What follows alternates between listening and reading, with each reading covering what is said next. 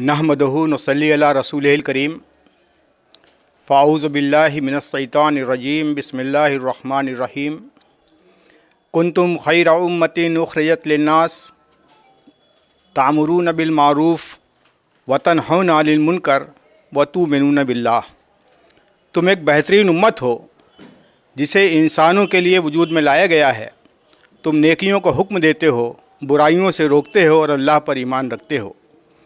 वो नबियों में रहमत लक़ब पाने वाला, मुरादें गरीबों की बर लाने वाला, उतर कर हिरा से सुए कौम आया और एक नुस्ख़े कीमिया साथ लाया। वो बिजली का कड़का था या सोते हाली, अरब की ज़मीं जिसने सारी हिला दी। मोहतरम सामीन व नाज़रीन, अल्लाह ताला का बेइंतहा शुक्र एहसान है कि एक मरतबा फिर हम रमज़ानुल मुबारक के महीने में सांसें ले रहे हैं। ये रमज़ानुल मुबारक का महीना साल में एक मरतबा पूरे आलम इस्लाम के अंदर इसलिए आता है ताकि मुसलमानों को एक इज्तमाई माहौल मुहैया कराया जाए। इज्तमाई सतह पर मुसलमानों के लिए जन्नत के दरवाज़े खोले जाते हैं, दोज़ख के दरवाज़े बंद कर दिए जाते हैं, शैतान को कैद कर दिया जाता है और हर नेकी का सवाब 70 गुना बढ़ा कर दिया जाता है। ये इसलिए अल्लाह ताला की तरफ से ये इनायत होती हैं कि ये उम्मत दुनिया के अंदर रहमत वाली उम्मत बनकर उठे। जिस तरह से नबी करीम सल्लल्लाहु अलैहि वसल्लम सारी दुनिया के लिए रहमत बनकर आए थे, ठीक इसी तरह मुसलमान भी सारी दुनिया के लिए रहमत का ज़रिया बने। चुनांचे एक हदीस में नबी करीम सल्लल्लाहु अलैहि वसल्लम ने इरशाद फरमाया, हज़रत अबू हुरैरा रज़ी अल्लाह अन्हु उसके रावी हैं, आप फरमाते हैं कि क़यामत में एक शख्स अल्लाह ताला के सामने लाया जाएगा और अल्लाह रब्बुल आलमीन उससे सवाल करेगा कि ऐ बंदे, मैं दुनिया के अंदर मैं बीमार था, तूने मेरी देख रेख नहीं की, तू मेरी इयादत के लिए नहीं आया, मैं भूखा था, तूने खाना नहीं खिलाया, मैं प्यासा था, तूने पानी नहीं पिलाया।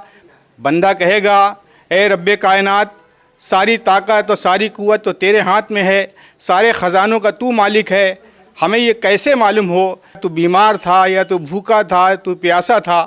अल्लाह ताला जवाब देगा कि तुझे मालूम था कि मेरा फ़लाँ बंदा बीमार था, अगर तू उसकी देख रेख करता, उसका इलाज मुआवजे का इंतज़ाम करता, फ़लाँ शख्स हमारा बंदा प्यासा था, अगर तू उसे पानी पिलाता, फ़लाँ बंदा हमारा भूखा था, तू उसे खाना खिलाता, फ़लाँ बंदा तुझे मालूम था कि वो उसके पास कपड़े नहीं हैं, वो नंगा है, उसको कपड़ा पहनाता तो तू हमें पहनाता। आज बहुत ज़्यादा आज मैं बढ़ा कर देता, तूने ये काम नहीं किया तो बहुत सारी नेकियां होने के बावजूद वो बंदा जहन्नम की तरफ हाँका जाएगा।